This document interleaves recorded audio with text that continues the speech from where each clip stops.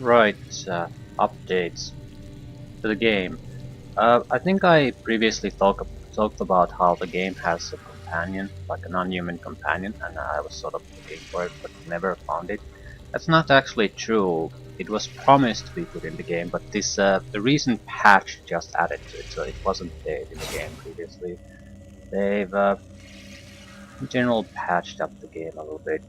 I didn't read all the details, but some of the things I think I've talked about are just was basically just added. Yeah, not much to do about it. I definitely did not read all the patch notes and the likes, but there shouldn't be all that many major changes. There was supposed to be some kind of a change, but I don't see where it is. The codex is a new thing. I complained about at some point that uh, the game uses a lot of things about even comparisons and things like that where I have no fucking clue what they're talking about. Like they might be saying that's like some kind of a creature, but I have no. It's the name of the creature is unfamiliar to me, so I have no clue what exactly is it that they're trying to say. The codex is an answer to that.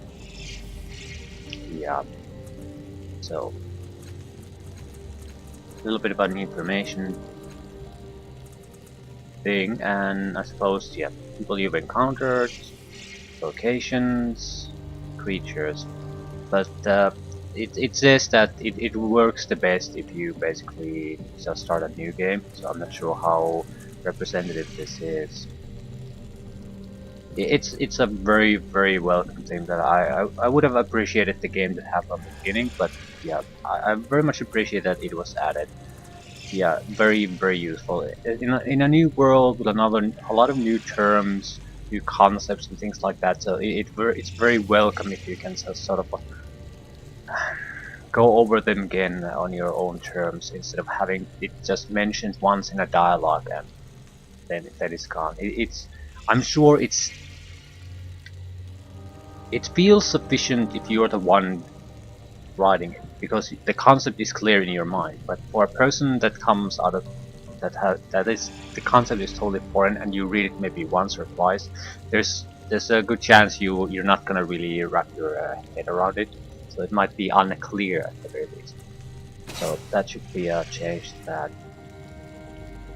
Also, the game originally, the version I have played so far, had only new abilities for the first 4 tiers of the game. So the one we are currently at. The new patch added the 5th and the 6th tier of new abilities. I think you might have been able to level up even past that, but you wouldn't been able to get new abilities. You could have maybe improved the existing ones and things like that. I'm not 100% sure, though. But now we at least know that there's still room for extra leveling. A lot of bug fixes, things like that, but it's hard for me to say impossible that if they fix the problems I've encountered previously. Hopefully they did. At least the quest bug that we stumble upon. Actually, this might also change one thing. I'm not 100% sure on this. The woman that refused the empath that I was supposed to ask as a favor to see what the mole wants to eat, then she reverted back to a form that uh, I couldn't ask the question again. So that might have been fixed or changed. I don't know.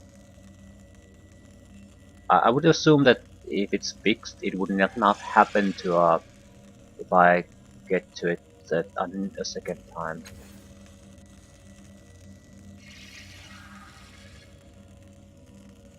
There was supposed to be some kind of an indicator about your yeah. That's Eridus likes the indicator. How was your relationship with the companions? Eridus likes the last cast. Fiber likes the last cast. Right. So, new additions, very much appreciated. Very much. Now this is it starts to feel a lot more polished than it has been so far, and I didn't dislike it so far.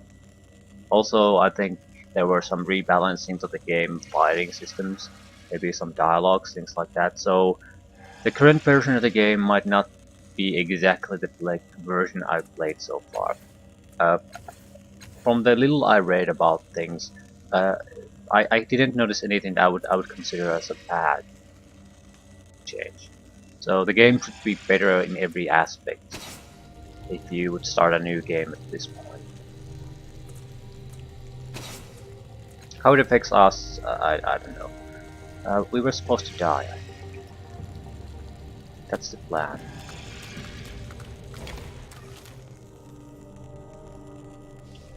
I want you to kill me. This is not the first time I have heard such words from a mortal. Perhaps I represent an easy death, a quick release for those who desire it, but I must disappoint you, as I did the others. I will fight those who I deem a challenge, but I will not kill without a purpose. Okay. Let's challenge him in combat then. Yes, Eridas says, hopping from foot to foot. We do! You are challenged! The construct's blade arms suddenly clench, whirring into a new configuration with such speed that your eyes cannot follow. A moment ago they seemed sleek and clinical, like a surgeon's well-honed knife. Now they are jagged and cruel. Why would you ask this? Its voice is suddenly different, higher pitched and grating, like the scrape of a hacksaw across the rough metal surface.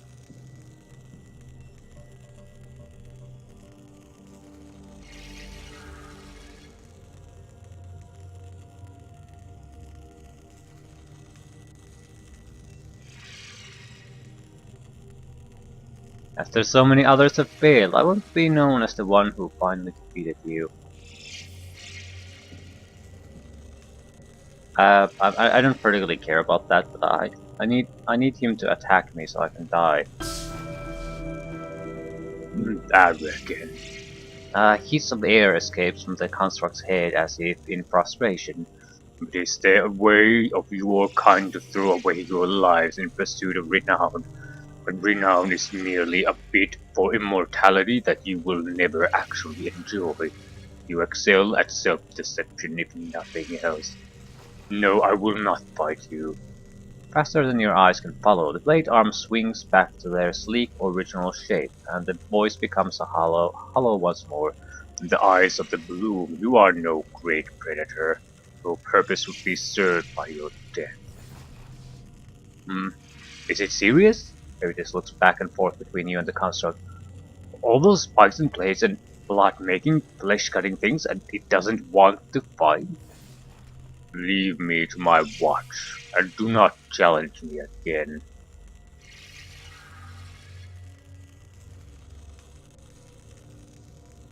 I'll attack. A pointless gesture, and now your dying scream will haunt my memory with all the rest. At once, a bubble of shimmering force surrounds you and the construct, and you feel yourself form from the material world into a very different place. Ooh.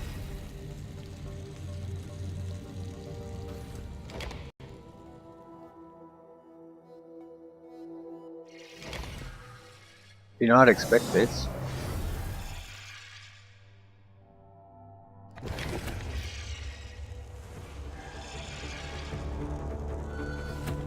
On hit points. Transdimensional arena. Okay. Waits for prey. Health 200, armor 4, resistance 4. It's nothing special. It's still better than our entire group combined, so yeah, it's something. And this wasn't exactly how I wanted things to go anyway.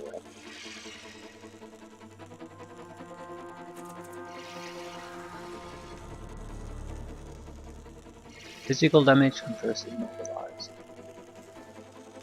We could immobilize it for a couple of turns.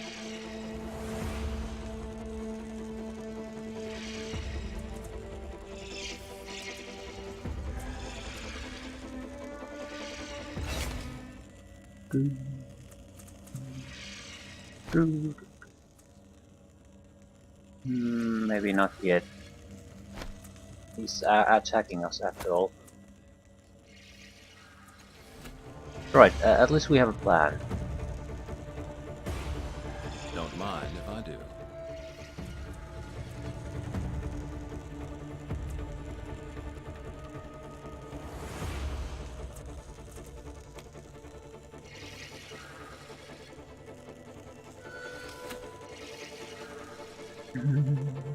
I'm ready. I'm always ready. Rocket attack. Okay, yeah, this might not go our way.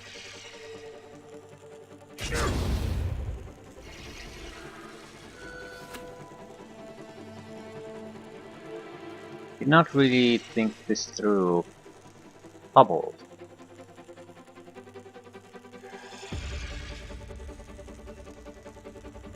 And we don't have a healer. Right.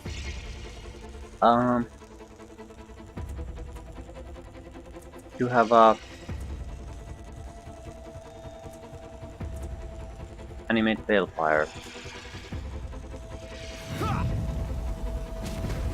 What is balefire?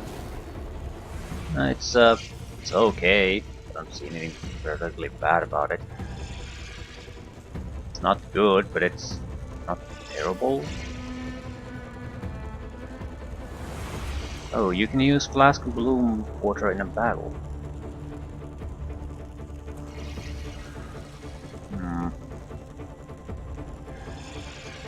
On it. To spread out at the very least.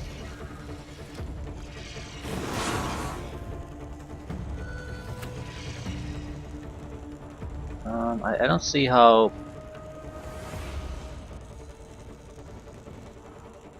nailing him to the ground is gonna help us in any way. Coming. Never felt better than I do right now. Yeah.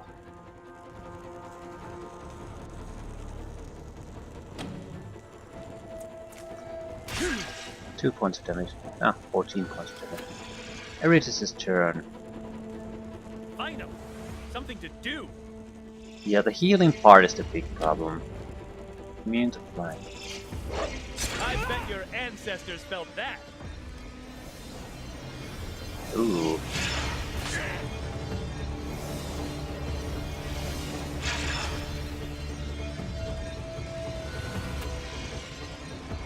So, it's actually a bit weaker than I thought it would be. Not terrible by any means. I can fuck it over. We'll go into inside action.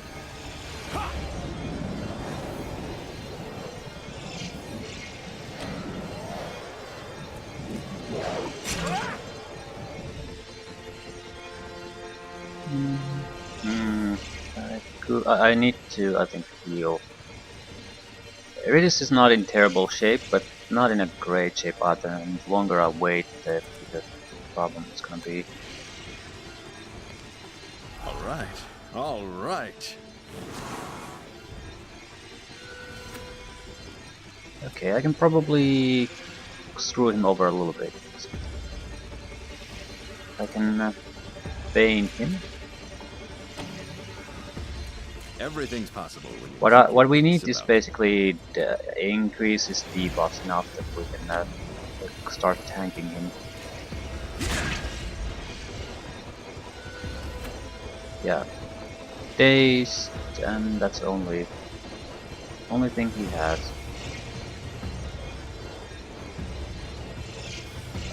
There's really not much I can do besides just dumping extra damage on him. I could, well, Ring of El Emor. One use, huh? Yeah, this is not that big of a deal.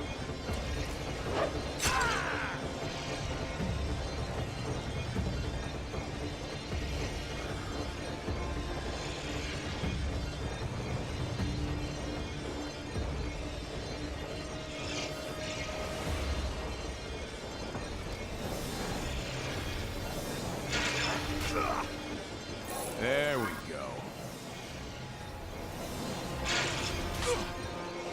Nothing can stop me now. I have items that will offer us bonuses for anywhere we're damaged. Protection of the Weary, more defensive strike. Only lasts for 1 round, so now we need to heal though. We could do an area perfect heal too, but I don't think that's necessary. I mean, he's going to die soon, and I need to maybe tank 1 hit too. It's not that big of a deal, and I can do it both at the same time. I need to secure my own well-being first. Thank you.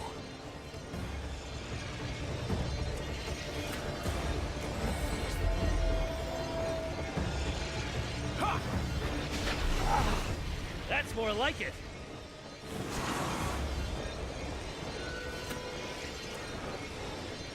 I think I'm issuing a challenge, or am I? Actually, this... He's the weakest hit point wise, but he's hardest to hit. I don't think Waits for Prey is gonna give 2 shits about that though. That's the problem.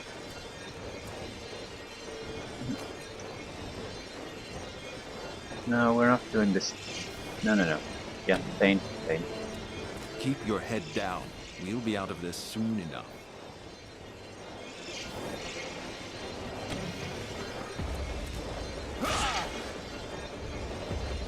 He definitely is gonna get a chance to attack again. Well, there's not much I can do about that.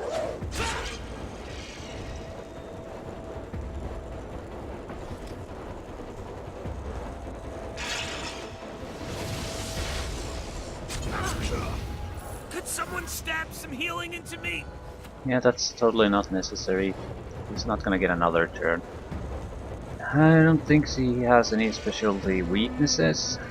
No resistance or armor weaknesses, no. So...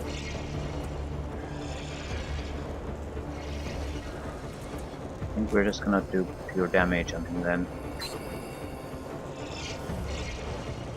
Let's go.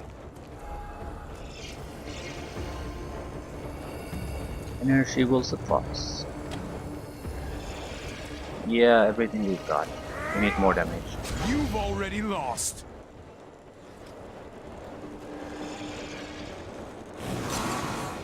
Look out, villains! Trouble coming your way. I'm going. Quantum detonation waits for Prey's head.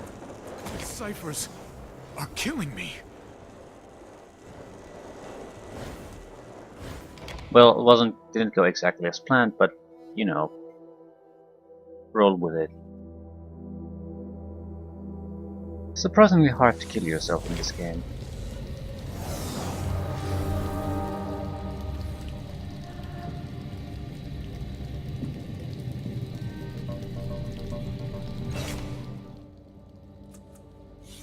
This head once belonged to the deadly combat construct that called itself Waits for Prey. Now it's yours. That is, it belongs to you, but it's not actually part of your body. Yeah. And Quantum Detonation deals 28 transdimensional damage and confers Hubble to all characters in range. Active for 3 rounds. Seemingly two-dimensional, this trapezoidal plane can only be seen from one side. When torn, it opens and closes portals to a near infinite number of other realities, rendering anything caught inside at a quantum level. Okay. We need to sell something. What's the debuff? Minor. Minus 2 speed pool. Yeah, it's an inconvenience, but not that big of a deal. We could use rest at this point. There's no way I can heal this amount of damage, and our pools have been diminished, to say the least, so the rest probably is worth it. She offered free rest, I think.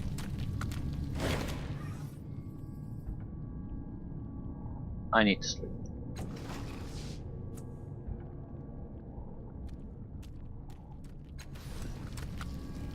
I can breathe again. Just what I needed.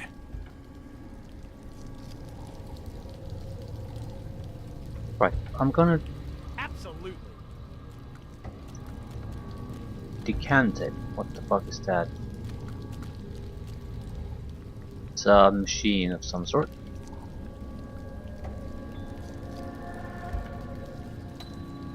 All right.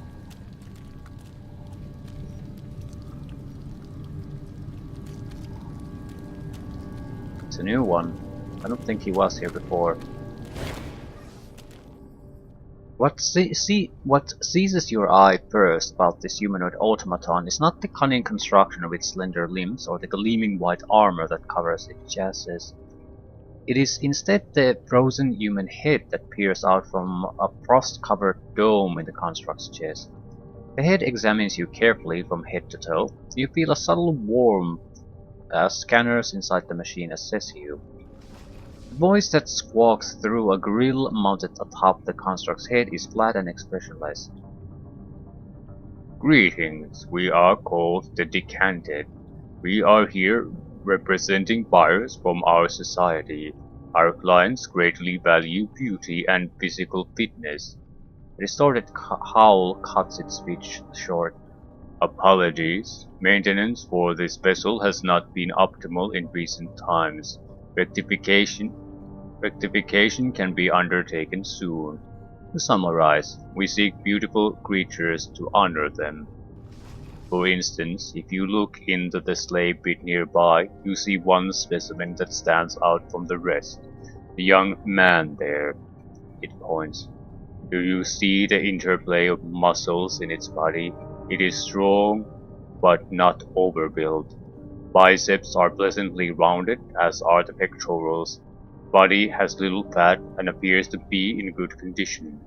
This is popular among our clients. These are some examples of the traits we seek.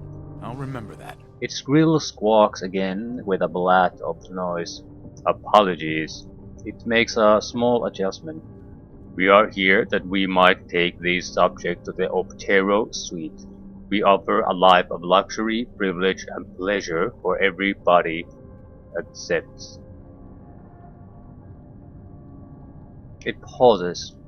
We offer great rewards. We require 3 individuals with aesthetically pleasing bodies. Perhaps we can be of mutual assistance.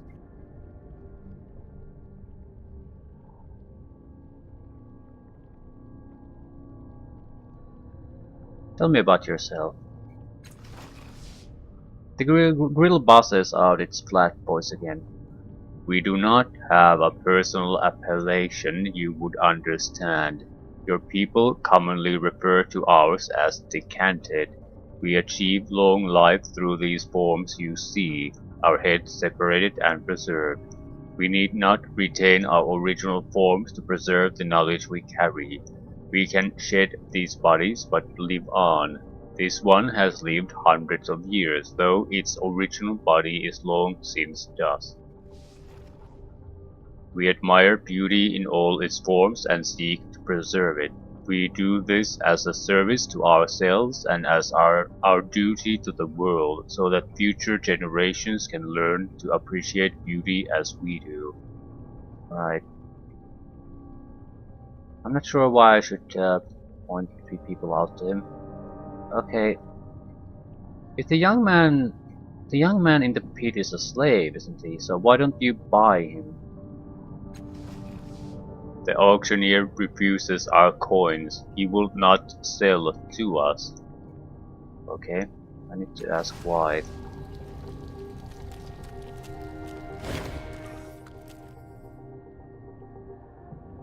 I spoke to a construct near the slave pit. It says you refuse to do business with it. What construct? Clint turns and peers toward the slave pit, and his eyes narrow and his enormous mouth twists like a serpent. That is no mere construct, I assure you. It was once a creature of flesh and blood like you and me, and it will be again, if it fills its quota. I'll remember that. He lowers his voice. I presume you saw the withered head in the middle of its chest? Well, they say that those creatures are always on the prowl for young men and women of unusual beauty. When they acquire such people, they spirit them away, slice off their head, and replace them with their own. a ghoulish practice, but it allows them to live as humans for a time. Flint shudders. That is not the sort of business we do here. Right, fair enough.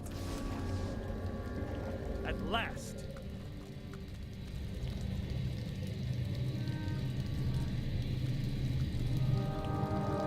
Yes. I wonder if we have the items one of the Moss wants. We probably do, because a lot of these items that we're been collecting have been quest items, but I don't have a quest for them. I'm ready. Also, I think we might have timing concerns, so we have to use this rest effectively. Action. Here I I also come. need to get rid of the cipher sickness, because it goes without saying that I'll just gather up new ciphers, so I don't want to continue with the sickness, ongoing sickness.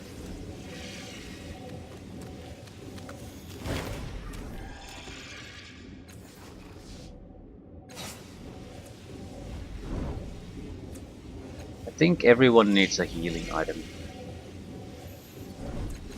Even if it's just a single one. You never know when you have to absolutely fucking have to get a heal in. So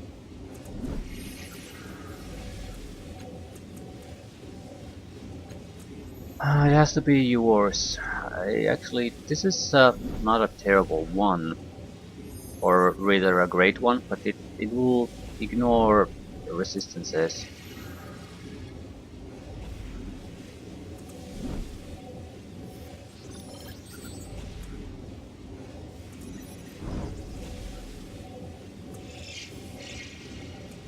I don't know. Was 45% to non-combat tasks. Persuasion tasks, yeah, but that's persuasion only. You might as well just have then a plus 45 to non-combat tasks because it's gonna be included in the same thing. Actually, I'll just use it. Active until next week. Yeah, it probably will go to waste, but what the fuck do I care? It's going to waste now to. Just what I needed. I'm gonna be very, very, very, very charming Go. now for until we rest again.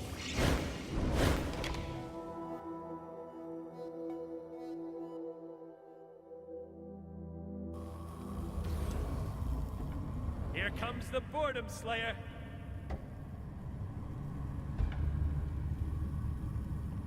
We'll try to empath first.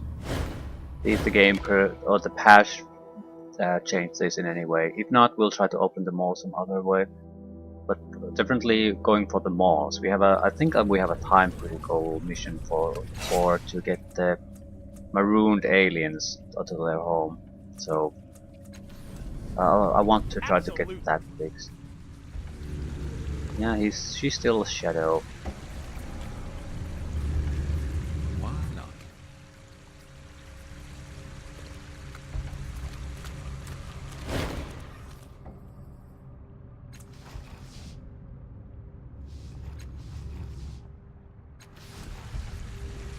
Of course.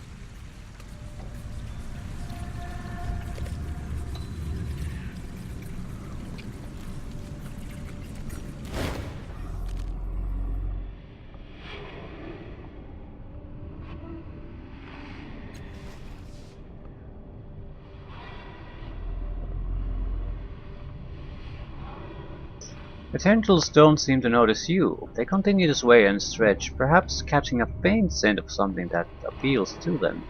Maybe I have something they want.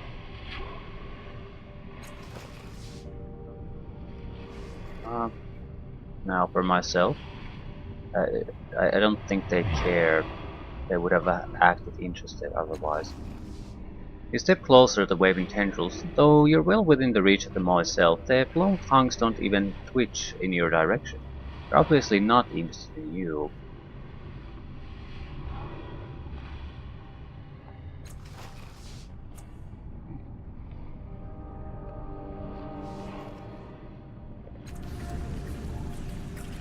Yeah, Look out below. I don't really see how the fuck we could possibly solve this Sideways. without the empath. We might just have to cut it open, or just Fair ignore it for eternity. I mean, probably not all of them are mandatory in any way. We've already done this. Why not? Maybe they'll open in time on their own, so someone else will just get the bonus.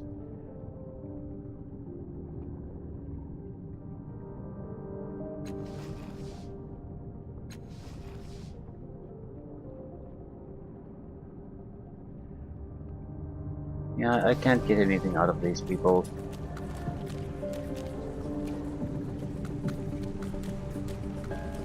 To action! What about you? Anything new?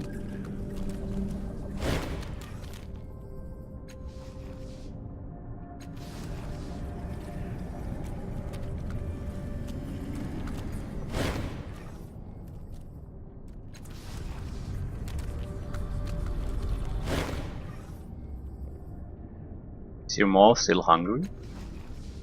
No, to be honest, we're rather stuck.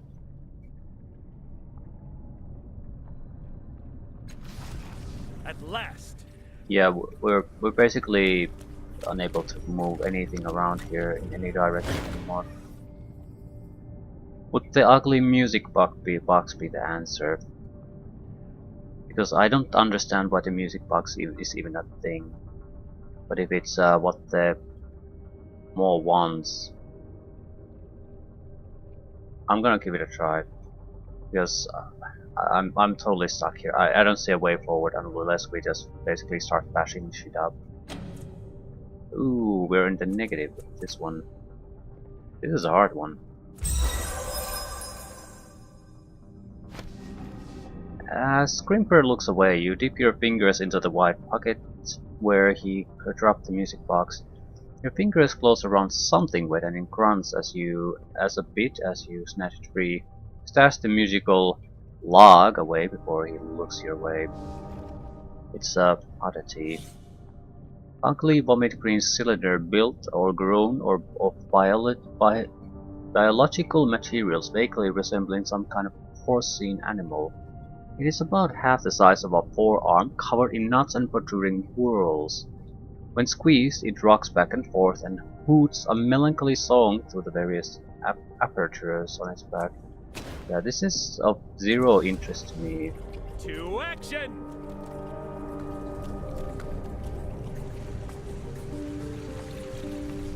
Yes. Not particularly valuable either. Its only value is a potential maw opener.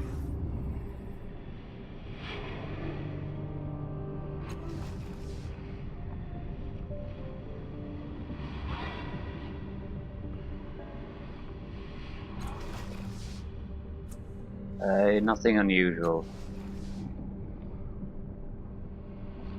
Yeah, nothing unusual. Why not? Shrug. So I can't basically get this open unless I start cutting shit up. Apparently not plan A. Can I do anything with this with the other guys?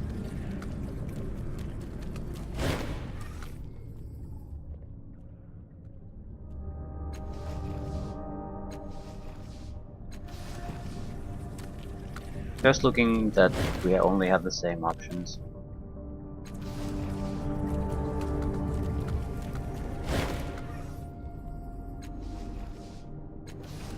Ready. Yeah, we'll have to bail on this one.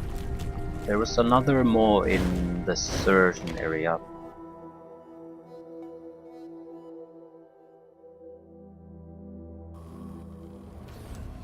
We'd also pick fights with the Murins, I suppose, because they have some kind of an item and it doesn't make much sense. Unless that item is a quest item of sorts, so it could be one of the Yes. items that opens up a maw. There are at least a couple of people here we'll talk to.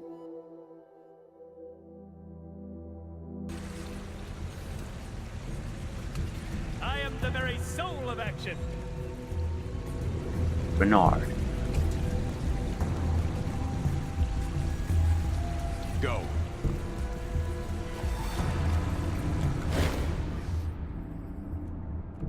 features of this once handsome man are sunken and splotchy, the face of anxiety and drink, evidenced by the flagon in his hand. The veins of his nose have broken, giving it a rosy appearance.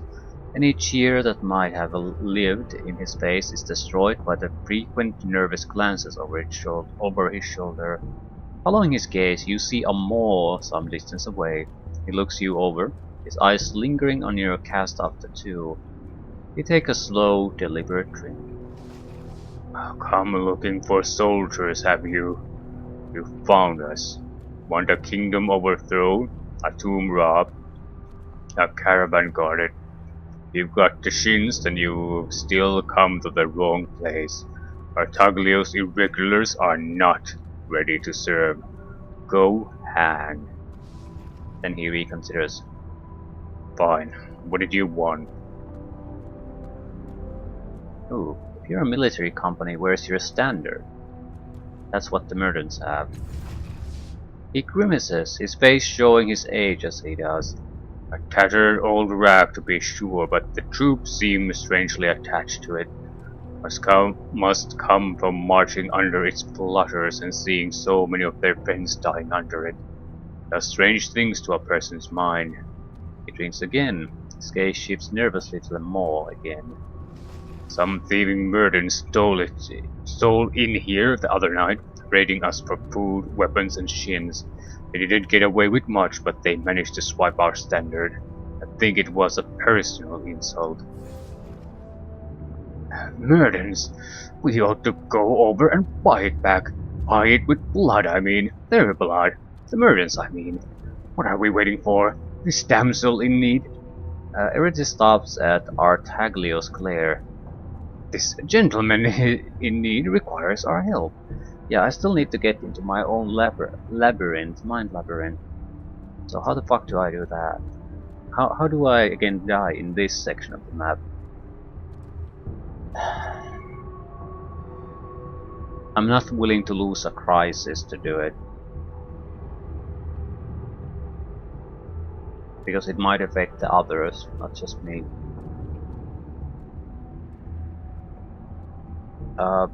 Why would they be insulting you? Jealousy? Because we've beaten them back before? Because we have more stuff than they do? Figuring out how humans think is a fool's errand. It's better to go with your instinct than dealing with them. That's what they know. Whatever the reason, well, they've got it now. Sometime I shall get it back, but maybe you could have could it go to these guys to attack the Murdens, get rid of them?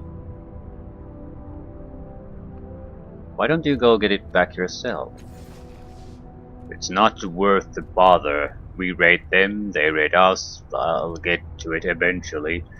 The regulars might grumble, but we'll find it soon enough. He swallows another drink, but not before you see a brief shadow of fear scattering itself across his face. Yeah, he's not fit to be a leader of this group anymore. Why don't you send some of your troops to get it back for you? For some reason, they seem to think that it's my duty. They want me to do it personally. I'll get to it eventually. He takes a hefty swig from his flagon and his eyes dart to the maw again. Right.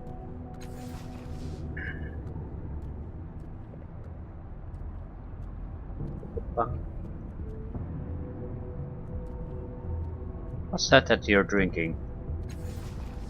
This is Asterian rum, one of the finest and deadliest concoctions I've found in my travels across this land. It's like being smothered in a blanket of soft fur and drowned in love. It can strip the glass of just about any material you care to name too. Most people can't drink one mug, let alone two. Even these brave soldiers find it hard going. I challenge you to match me, and I'll match you. Put the vaunted cast-off constitution to test. Yeah, later. I need to ask about the maw. I need one of the maws to open up. Why do you keep looking over at the maw? No reason. I just don't like the way the damn thing looks. I don't like the way it sounds. Takes another drink. You don't hear that whispering, jittering noise that sounds like primal hunger? He looks suspiciously at his flagon. It wants to eat me. I know it wants to eat me. Worried that it might be sneaking up upon me, or that I might accidentally be slipping backward toward it. You don't fight in as many battles as I have without recognizing the potential death wish in your own heart. Ah, so maybe it hungers toward the death wish. How would you recognize the death wish? It's in the darkness. He peers gloomily around the slump. In your marrow. You can feel your muscles, your soul rebelling against your own desires, and when you turn around, you find your desires have changed. And he looks at you again, and seems to realize who he's talking to. Bah, take me. Why am I opening my heart to a cast-up? Get out of here. It probably would do good for him.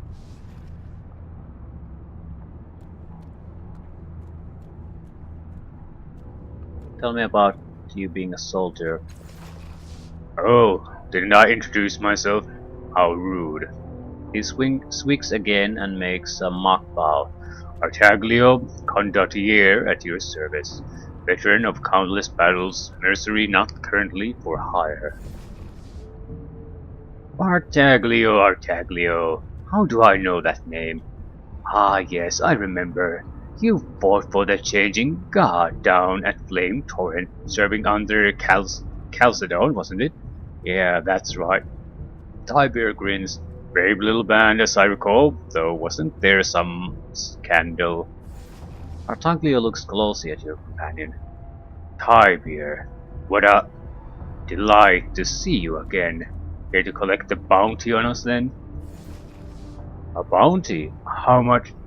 Tiber catches himself as he sees Artaglio's face harden. No need to worry, not my line at all anymore. These days I'm an advisor to my employer here, but his eyes light up, eager for gossip. But tell me, what was it you did to warrant your price? You turn on Chalcedon, make off with the pay wagon, romance someone you shouldn't have? Nothing so dramatic. We took our objective and then we deserted, simple as that. And you are telling me you are not here to collect on that? Just a cast-off passing through, eh? No connection to the Chalcedon.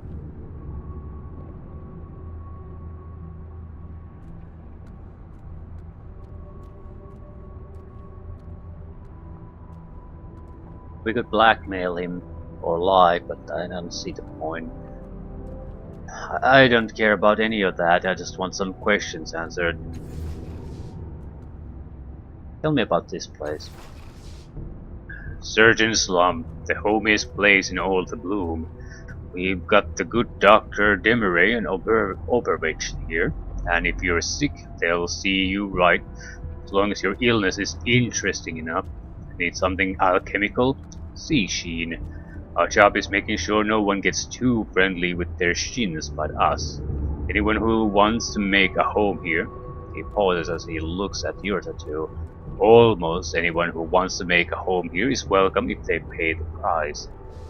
Some people might call this a protection racket. Not in my hearing, though. Not unless they want to make use of one of the leeches themselves.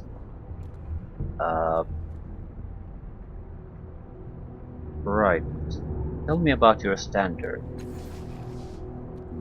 Yeah. I think that's pretty much it. Why can't I talk to you, Sir Renard?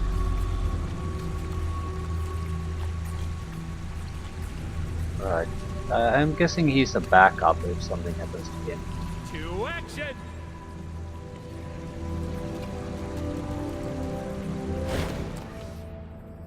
The skin of this broad-shouldered man looks blotchy, even patchwork. It slumps from his frame as if he had lost a great deal of weight.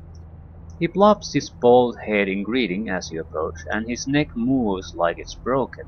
Yet he seems to be in no pain, and his movements are quick and assured. His voice is sonorous but brooding, with a strange bass that grates on your nerves. Greetings, Sojourner. You stand with John. You can't help but notice that his gaze continues to steal over toward the band of soldiers gathered around the cask. The muscles of his face twitch and bob as he does so. Why do you keep looking at that group of men? He laughs, the sound of like a saw on steel. I know that more. I know its desire. And look, its meal sits nearby, quaffing poison all day, as if the toxins numb the knowledge of the most desire. Even that, And his voice drops to a whisper. even that drunken fool knows that it calls to him. It is a good day when it happens. Why is that a good thing? These soldiers, do they ask you for coin when you enter? Do you not see how the slump operates? He gestures with his strangely jointed arms. Over there, the good surgeons they pay half their earnings to these bullies. Sheen here brews new experiences for the soldiers as they grow bored. They say they are here for our protection, but they are truly here for our labor. They make slaves of us all so they can buy their poisons. He shakes his head and mutters. The Memovira still rules. We need not fear Artaglia's men. Okay, tell me about yourself. I had the pleasure of being John. I believe it is a pleasure. I do not have a memory any longer, and so I know not how the future remembers me. The burden of knowledge is gone. Okay. What's wrong with your skin? He gestures in the direction of the soldiers. Do you see that maw beyond them? The tongues there, they once seek me out, and I, bedazzled by them, give myself to their taste. He shrugs, sending a ripple through his loose-fitting skin. I awake sometime later. Agony's my lot. The maw has stripped my skin and stolen my muscles. It has eaten my memories. I do not recall who I am before or where I come from, or even my own appearance. All I know is pain. So he could be anyone, but at the same time, if he can't remember, it doesn't particularly matter who he was. If the good surgeons, Numenera and Oberwitch, are not watching, I am dead. They give me new muscles they make themselves. They grow me new skin made from dead men, and sew it on. They cannot match old frame perfectly, but they tell me I am a fascinating case, not human. He pulls out some of the loose skin, obviously oblivious to how painful this seems. No longer visitant, yes, now a resident. But they cannot save my memory. Room is stated on me, my thoughts and dreams and other things caught up in its fabric. I am content. Okay, tell me about the doctors. They work miracles, those two, if you are of interest to them. If you are of interest to them, they bring fearsome knowledge to understand you. Yeah, so that helps a little bit, but not too much. What do we want to do with the mercenaries? The standard is clearly one option. Maybe they could lead the men out of here. We can also use this, I'm assuming that's the ROM. I think we can cook up the experience the guy is having to open the mouth, so that's not really all that important to us. Go. It's more of a question, what do we want to do with the mercenaries in general? The cask from which Artaglio fills his flagon is made from staves of dark wood. Synth steel bands hold the barrel staves tight, and you can see the dents in the synth steel where some sort of ornamentation has fallen off. Inside, dark spiced alcohol slosh. We can probably add craft to that too. Gladly. Fourth Fawn. You see a tall, nervous man pacing back and forth. His hair is a mess, his clothing stained with food and chemicals. His left eye is an engraved orb of metal, and you can hear it whirring from a distance. He casts fretful glances all around the space, as if waiting for someone or something. Do I know you? He peers at your tattoo, then at your face. You seem vaguely familiar. Perhaps I've seen you somewhere before. My name is Orfang. Tell me about yourself.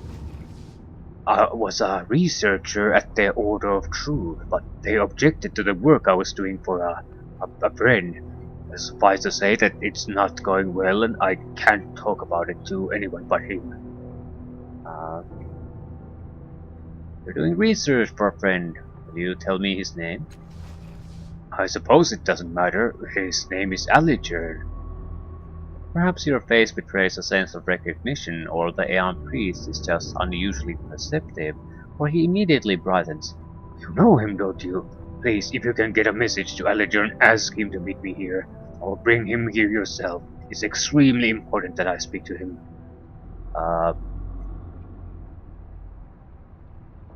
Oh, I suppose so.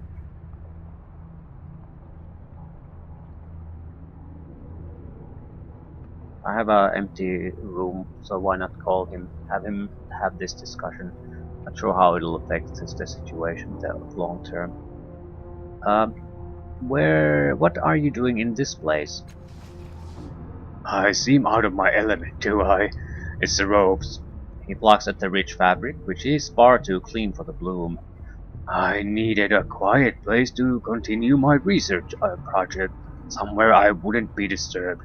I'm not the first Aeon priest to end up in the slum, though you wouldn't know it to look at these people. At least there's an educated community here of sorts. What about your eye? This? Nothing. I was doing some research in the Order of Truth and found this delightful apparatus. I thought that it appeared to be a prosthetic device, and as I was studying it more closely, it leapt onto my face and devoured my eye. Then it made it itself with my visual cortex. The pain was tremendous, of course, just blinding, if you'll pardon the phrasing. But when I awoke, I discovered that I could see in multiple spectra, discern remarkably small objects, and occasionally expand my consciousness into other dimensions. Or perhaps those are just the headaches paired with euphoria. Whatever the case, it was a worthwhile sacrifice. I hardly ever notice it's there anymore. Right. I'm not. Do I want to? I suppose I'll summon Aliger. I can just kick them out immediately after this. It would be weird for me to not to do it. Ready to test this out. I'll remember that. Aliger, I heard you were in the bloom, but I didn't dare come to look for you. He looks around anxiously. I had a revelation about your tattoos as I was examining the frame, and if you could just compare the windings of your tattoos with the circuitry of the frame, I could verify my hypothesis. Unfortunately, Murden stole the frame, and I have no idea where it is. Did you get my note? Or what in the name of Black 3 are you doing here? Why did you leave the Order of Truth? What note? I left you a note at the Order of Truth. I thought you'd surely go back there. Slow horror begins to dawn on his face. Did you stop using the tattoos? No, I've been working on powering them, making them more effective, holding my control. He pinches the bridge of his nose. Alright, that's my fault. I should have been more clear. And maybe it's nothing. I need the frame to be sure though. But stop using them right now. Keep them close to you. Why? We have the frame, or is it still functional? I suppose black metal frame, right? He passes the frame to his colleague. One quick glance at it is apparently all he needs. He yelps with delight, takes it from your hands and strokes the joints of the collapsed frame. 350 shins. He studies carefully. It doesn't appear that the mutants have damaged it extensively. It still seems to have that constant low hum of power, and yes, this will do nicely. He hands you a bag with an impressive amount of shins inside. I need to talk to you. He grabs Allergen's forearm. Pull one of these halfway out, Ali. He keeps his other eye trained on the frame. As Allergen lifts a tattoo, hissing and buzzing from his skin, Orth leans forward, licking his lips. Yes, yes, yes. He grabs Allergen and kisses his friend full on the mouth. My friend, I forbid you to use your tattoos anymore unless... He pauses, clearly building for dramatic effect. Unless you enjoy throwing your family and friends. He beams. Allergen's mouth hangs slightly open and there is a sunken look to his eyes. The smile slowly disappears from Orth's face. I thought this might be happier news for you, Allergen. Do you understand what I'm saying? Say nothing? I'm saying that all this time, Allergen, you have been carrying around your family and friends. They have been transmuted into energy and transplanted into your forearms. Those creatures you saw, nothing more than a visual representation of their deconstruction process. Your family wasn't devoured, Allergen. They are alive. Or are you saying that I have been using my family and friends as a weapon? I have been stealing their power to defend myself. Have I damaged them? He grabs Bong's arms and grasps. How do I restore them to humanity? Well, yes, you have been using them like that, which is why I suggested that you take special care with them. But they might not have suffered ill effects, I cannot say for sure. All you need to do is reactivate the frame and they will be restored to you. He scuffs the ground with his foot and mutters, "We can evaluate their progress then." Allergen snatches the frame from Orth and snaps it out to its full expanse. He runs his fingers along the sides, his agitation increasing by the moment. Why is this not working? Orth, why isn't this working?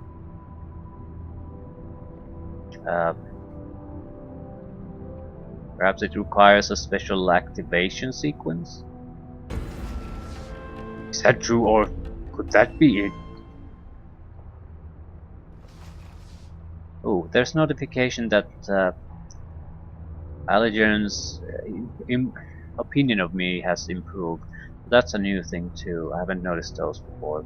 I don't think I'll be bringing future companions out like this. It feels sort of like cheating because I don't know what the fuck they're really talking about.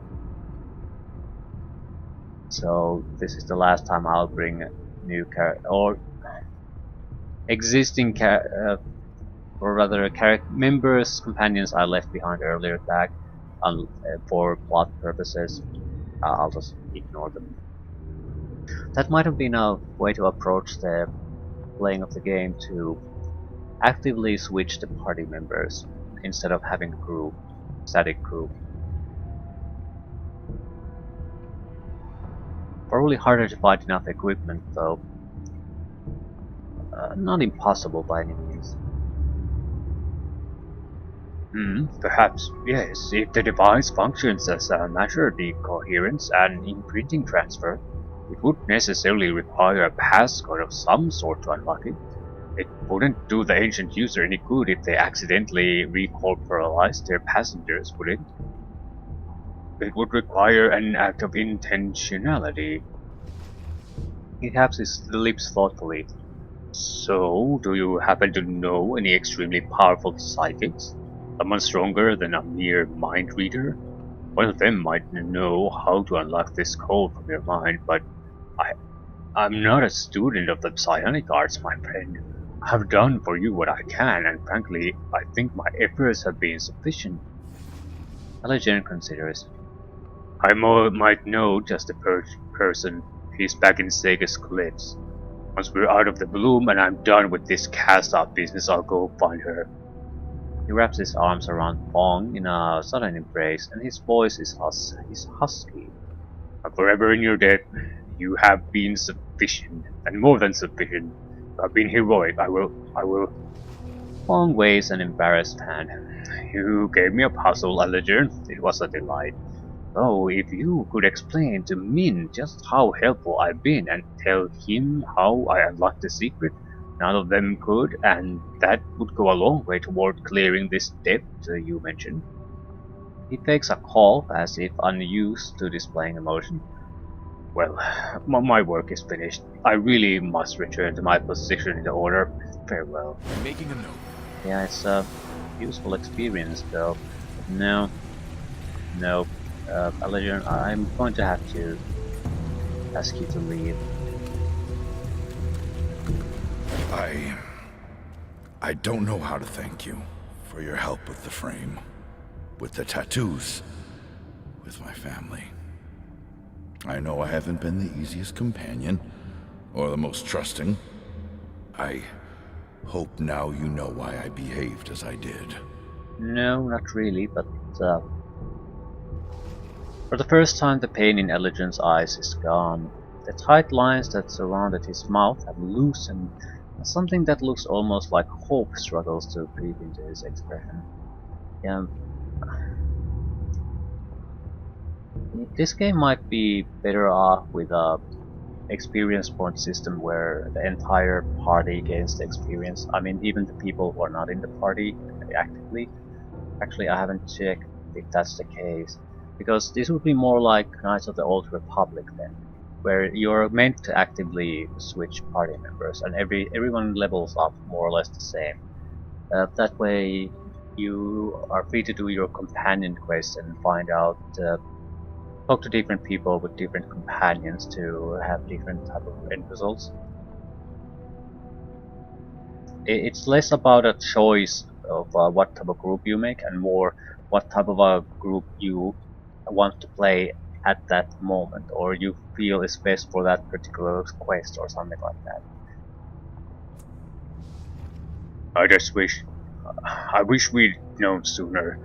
I'd have stopped using tattoos. If my friends are in their damage.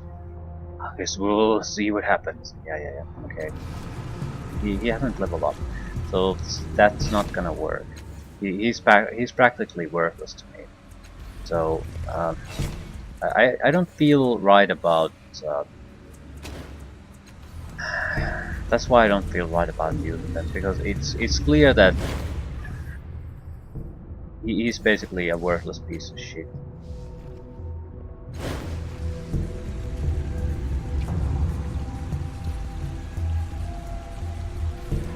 I got 40 experience out of him,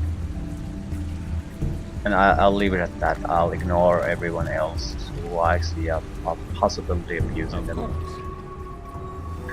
The Rin is the only potential companion that I'll accept at this point. Why not? Yes. That fool's edge effort.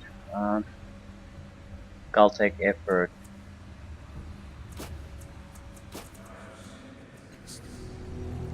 Right.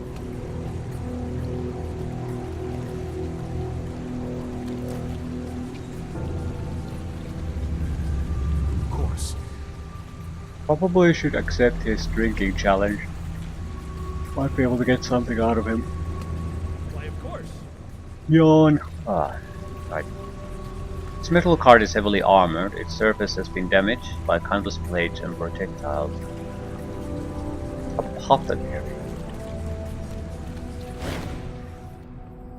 This lumpish woman. That's not necessarily a description you want to use about a lady. This lumpish woman has been ill-used by the years. Her clothes are tattered and grey, as if the life has been drained from her. Her face is scabrous. And when she opens her mouth to speak, her fetid breath is nearly overwhelming. She eyes you skeptically and says, "What did you want?"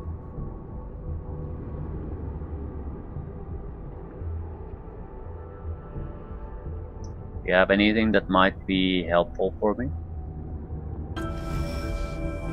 Her scornful laugh is sharp and abrasive. "Ha! Pass on, stranger. My simple cures will do no good for your mighty highness." She turns away from you and begins to hawk her wares again. Uh, okay. So he refuses to talk to me. I'll remember that. This young man's beauty shines even though through his grimy face and his tattered clothes. So another body we could sell. I think I'll pass on that. His eyes are wide and staring, electric blue, and the movements of his fingers race through the air looking like birds in flight. He snaps out of his reverie and grins at you, his teeth even and the white against his brown skin. Right, a beautiful man. On closer examination, you can see that his rags were once fine fabrics, carefully and expertly stitched. He greets you with an easy familiarity, like an old companion. His voice is smooth and educated, mellifluous. Mellifluous? Never heard of it. And soft. "Hello, friend. My name is Boras. Can you spare 200 shins?" "Why do you need so much money?" "Why? Why? Friend, do you remember the first time you fell in love? The sweet laughter of an infant? The taste of tear when you hear of a friend's death? I do. I remember them even though they haven't happened to me." He stops, puzzlement crossing his face. "At least, I don't think they have. But no matter, here inside this shop, Sheen sells the essence of those experiences. If you have the shins, you can live them all yourself. At least, you can live them until you run out of money, which I have. Did I ask you for shins already? I could swear I did. I only need 200. Yeah, only 200. A white automaton is giving out free essence samples. Yeah.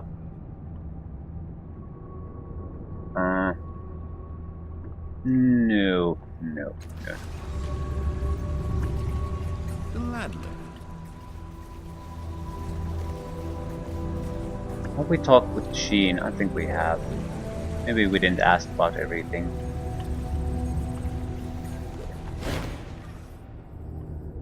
Again. Yeah, yes. I think I'll do the endurance challenge with this Here I guy. come.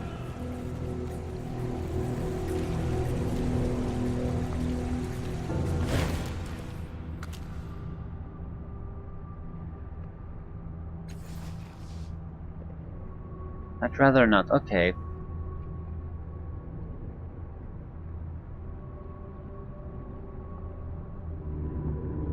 We could basically trick him to getting himself killed.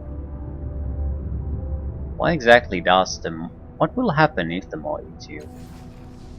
It'll take what it wants of me, and it'll open a portal to somewhere. Same thing that always happens when a mob feeds. Okay, well, why does it want to eat you? I have no idea. It's hungry for bravery, I think. But I tell you frankly, the idea of bravery around this thing unhumans me. I haven't got anything for it to eat. Hmm. Yeah, I don't think that's why it wants to eat you. Maybe if I challenge, maybe it's the alcohol. So that way I could basically get super drunk myself using that same crap and be attractive to the maw. Okay, I really need to open the maw. So pretend you're me and jump into its mouth yourself. What do you expect me to do, cast out? Kill myself to solve your problems? Yeah, that would be great.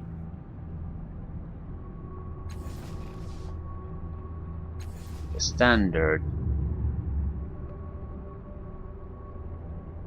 Why don't you? Yeah. Why don't you get it yourself? Hmm.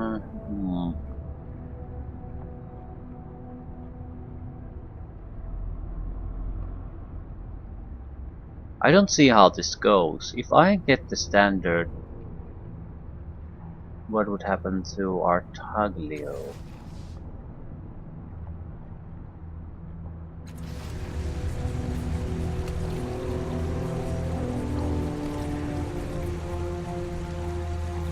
Well, we have to do something. If I'm going to do the drinking challenge with him, I need to do it now.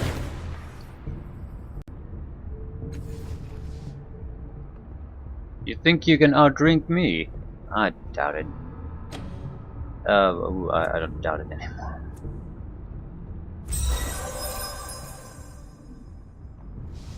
It burns on the way down.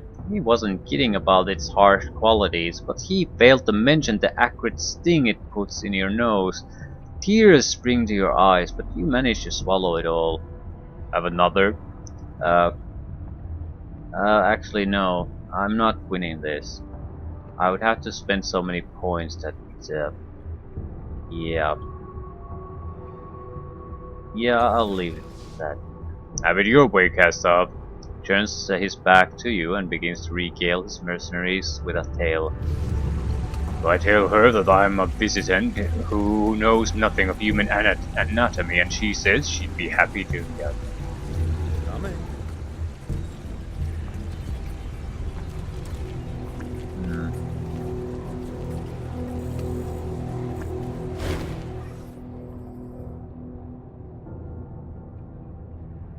I want to talk about opening the maw. It wants to devour Artaglio.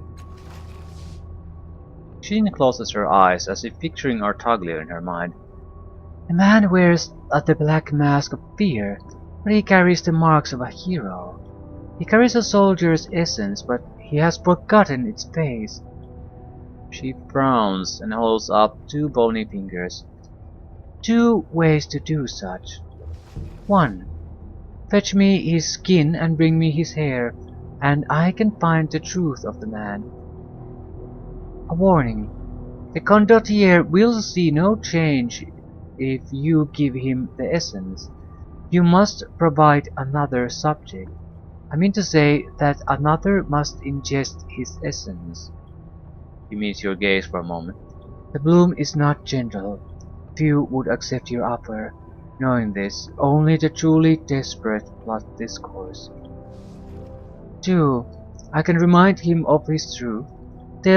I tell you this, the bloom will likely devour him. Simply look into my wares, and you shall find the bravery that he requires. Maybe the standard. Yeah, I think I'll just go and get the standard. Of course.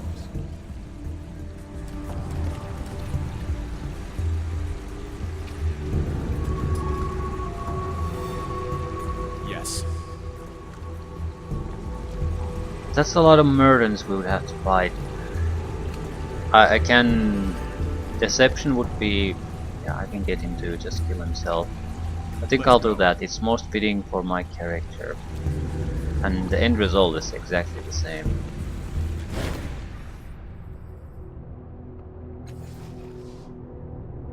The maw wants you.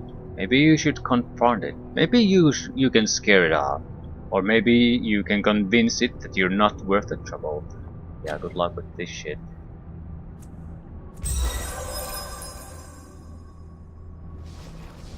Confront my fear. Show it that I'm not afraid of it. Are you sure you aren't one of my soldiers' well-meaning mothers? Though, aside from the occasional beating, my mother did have some good advice. He makes a decision, and suddenly he stands taller and stronger. You can see the warrior that he once must have been. Gentlemen, ladies, time to show the bloom how a regal soldier behaves. He walks toward the maw and its tongues tremble at his approach. I wonder what the end result is. He probably isn't even gonna die. Artaglio's face is set and hard, his carriage erect and strong as he strides toward the waiting mass of bloom flesh. The amiable drunkard he presented to the world is gone, and you realize that no matter his protestations to the contrary, this mercenary possesses a deep well of bravery. If anything, his steps grow faster as he approaches the maw. The maw's tongues begin to tremble at his approach. Bloom tongues reach out and stroke his head almost lovingly. They fasten more firmly to his skull. Strange, he says. It doesn't hurt at all. It's like the bloom is just shuffling through my memories. I remember leaping from the Wailing Cliffs. Reynard, do you recall our battle with those slimy things in... Oh, and the Sky Riders of 5 Cliffs. I'd forgotten so many of these moments. Why was I so afraid of this? Suddenly the maw gapes open and a tongue lashes out. It wraps itself tightly around Artaglio. He has just enough time for a shouted imprecation before the bloom tongue hurls him into the maw. He is gone and no sign of him remains.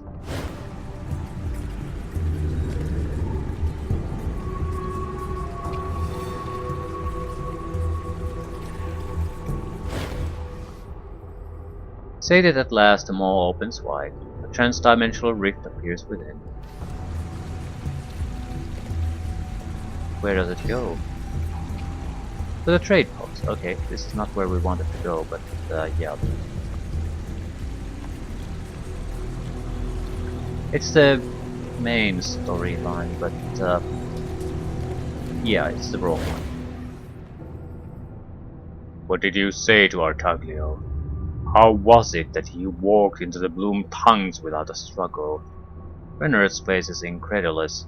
He's been fighting of it for so long. Did you work some cast-off magic on him? I told him that it was better for him to confront his fears than to be captive to them.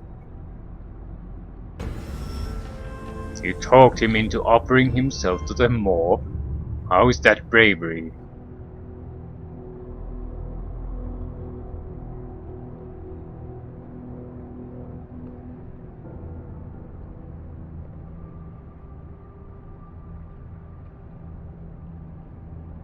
It takes bravery to recognize when you're already dead inside. Now it's time for you to take command. I don't know that the troops would stand for it. We've been ordered around by too many cast-offs already, and taking on Artaglio's place because of something a cast-off did, it smacks of you choosing our captain for us, almost as if you want to lead us.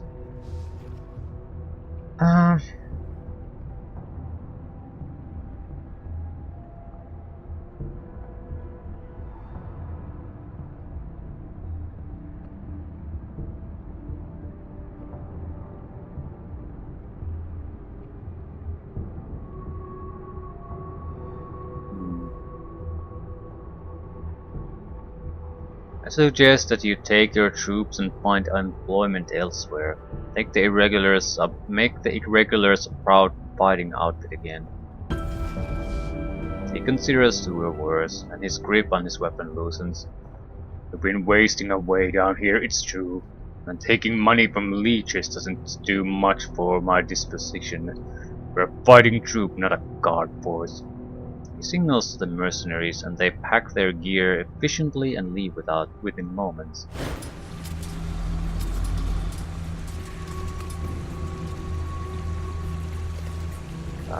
Right, so maybe we did some good. Fair enough. Any reactions to this?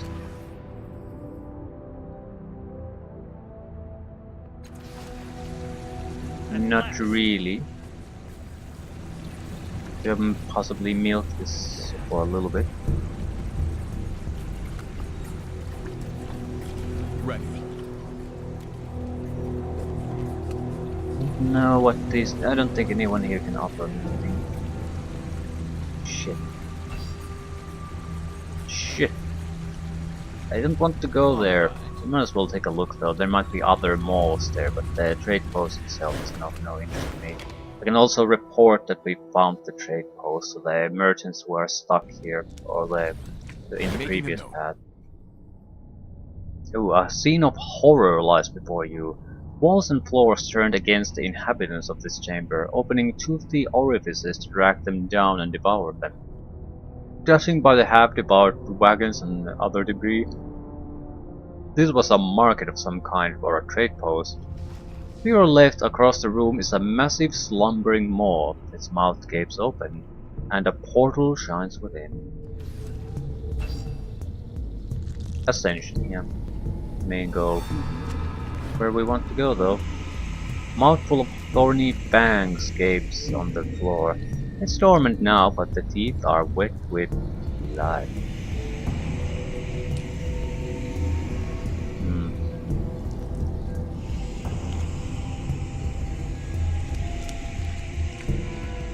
A lot of orifices with teeth.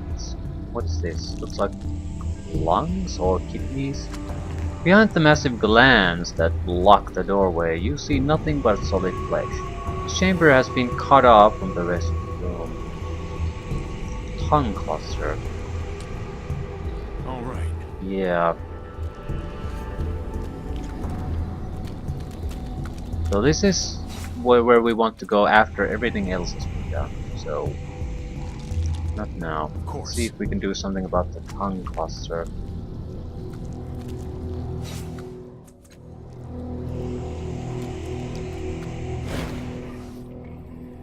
Codex entry. Bloom tongues.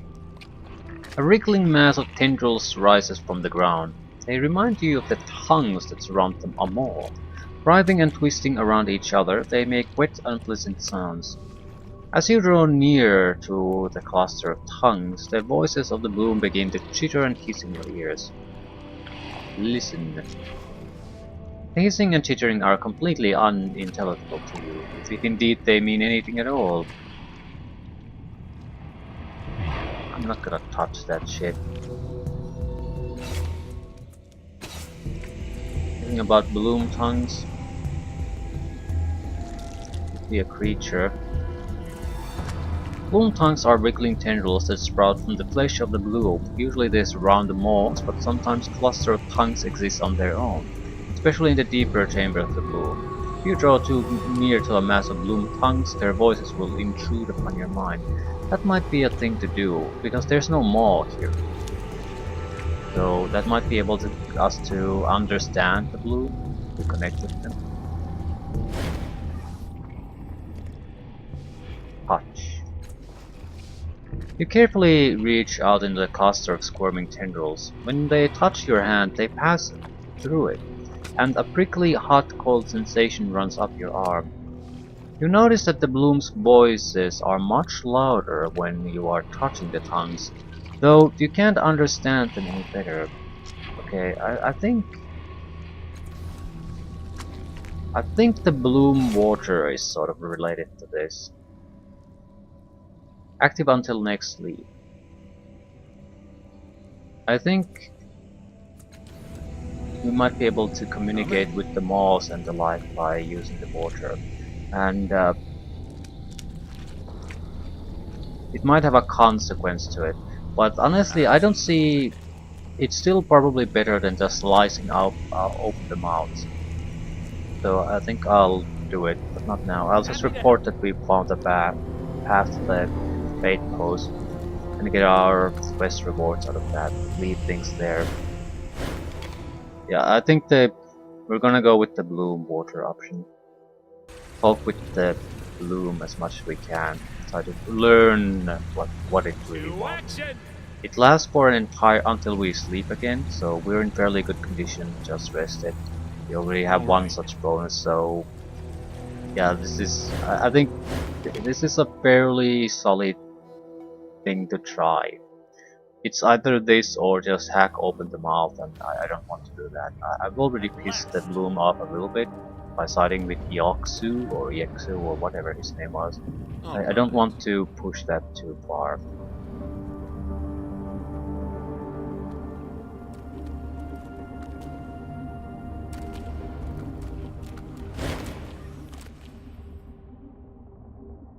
Ooh, Boom! Now it's devouring our wagon. okay, so yeah, things have changed. I might be able to help there. Maybe I can help. Maybe you can. We've been trying to pull the wagon free and getting nowhere. Another pair of arms might make the difference. Yeah, so waiting around I'm has going. consequences. We need to find solutions quickly. Ooh, this is a tough one. 0. 0. Yeah. Just 70% if we put everything into it. Without a word, you throw your shoulder into the back of the wagon and begin to heave in time with the guards. Surprised at your sudden generosity, they slacken for a moment, and then, as if trying to prove themselves, redouble their efforts. You can feel a great, almost ultrasonic rumble of displeasure as the bloom's flesh begins to tear. Fibers pop one at a time, and suddenly the wagon is free and you stagger after it. In the fissure that was devouring the wagon, you see an object, some bit of Numenera, but the bloom flesh is already closing over it. Now or never. It has to be you. Yeah, I don't want to risk failure in this. You drop quickly to your knees and plunge your arm into the rod. Your fingers close over the device and you pull it out of the wound before the bloom flesh knits itself back together. Orb of Perception permanently increases intellect by 1 and gain Orb of Perception plus 2 training level in perception skill until next sleep. Right.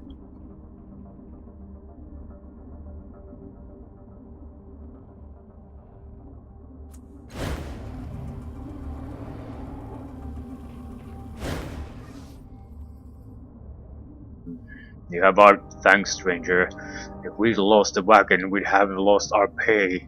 You're a damn sight more helpful than most around here. Why don't you go talk to our employers over there? Maybe they'll have something for you. Yeah, maybe we should.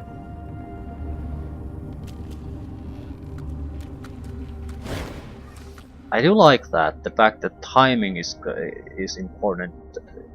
It sort of solves the problem that you have in games like Neverwinter Nights and the like, where you can just rest in infinite amount of times. It's not necessarily a bad thing considering how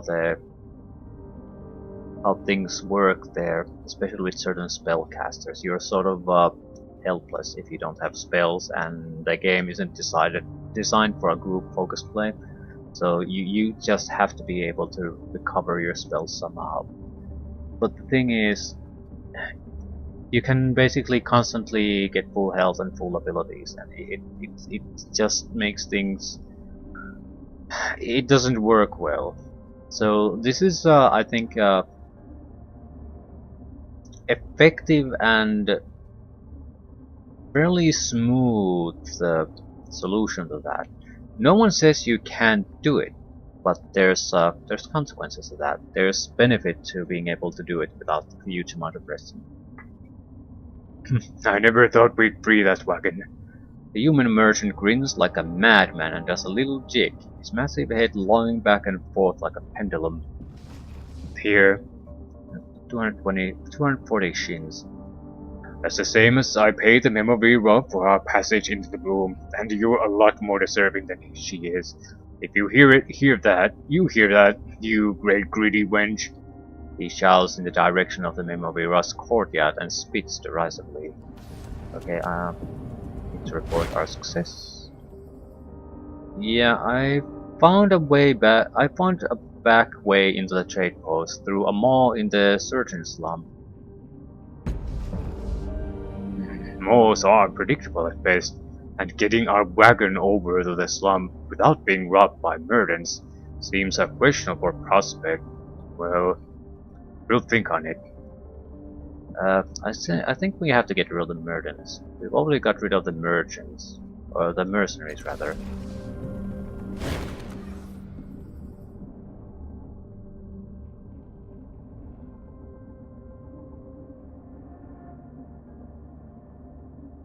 Show him the transdimensional scalpel. Have you ever seen a weapon like this? Chrysler's eyes widen when he spies the scalpel and he waves away. Get rid of it. Can't you hear how much she hates it? He holds his hands to his ears as if in pain.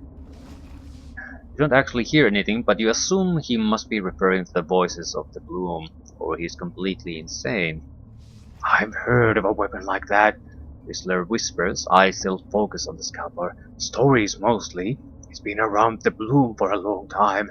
That knife can cut open her maws if you fix it up right. She don't like it, and she's no friend to the one who wields it. Okay. Maybe we could do that too. Because we could exchange it for a mirror caster. Oh, yeah, I think I had to use mirror caster too. I forgot about that. But the mirror caster could have information about the Bloom. Very, very valuable information. So maybe it's a trade-off.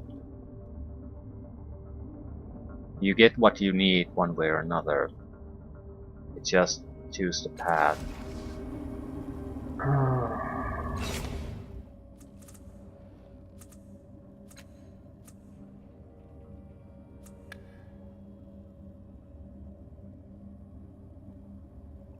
Delny, the young mutant woman who I freed from Vrung, is a psychic with strong empathic abilities. She might be able to sense what the Maw wants.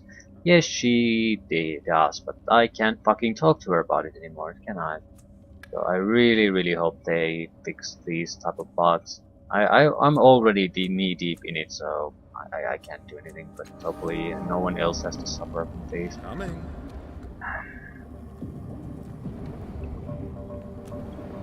We do have the liquid, the more liquid, and the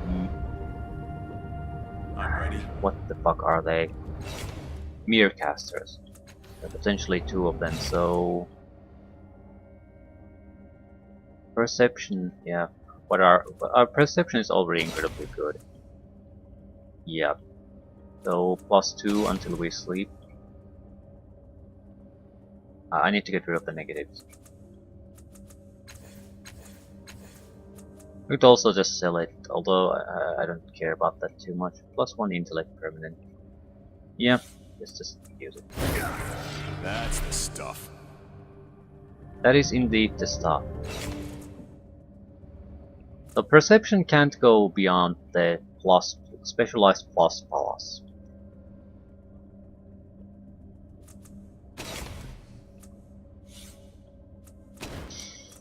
And I needed to look through all my other items too. Yeah, I forgot these things entirely. So Why, of course. I think I'll leave things here and make the trade with the blade for the mirror caster. Fine. Then we're basically going to delve deep into our mirror casters and everything else. See if what we can get out of that. If not, we'll use the Bloom choose in order to basically contact the Bloom somehow. Try to get the information out that way. I don't know what to try after that. Ready. I don't. Although we could just cut the mouth open and then do this trade, but I feel I don't want to cut the mouth open. I really don't. It would be very counter to what I usually do, or rather this character usually does.